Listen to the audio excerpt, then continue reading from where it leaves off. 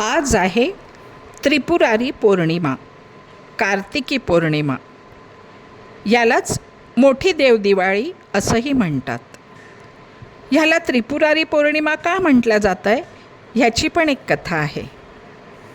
तारकासूर नावाचा एक असुर होता. या महापराक्रमी असुराला 3 पुत्र होते, तारक्ष, कमलाक्ष आणि विद्युन्माली.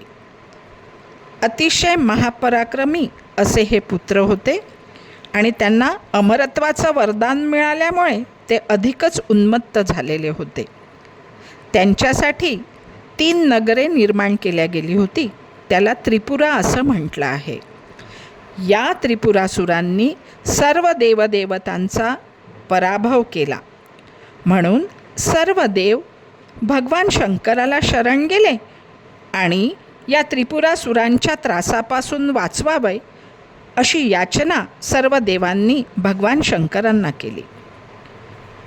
भगवान शंकरांनी अमरत्व प्राप्त झालेल्या त्रिपुरासुरांना एकाच अग्निबाणाने मारले, त्यांचा वध केला.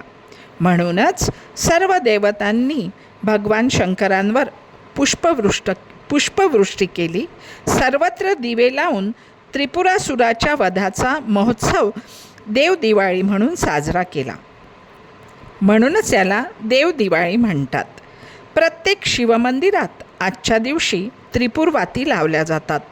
सर्व मंदिरातील दीपस्तंभ दिव्यांनी उजळून टाकले जातात. नदीच्या पात्रामध्ये दिवे सोडले जातात. सर्व मंदिरे दिव्यांनी प्रकाशमान होतात.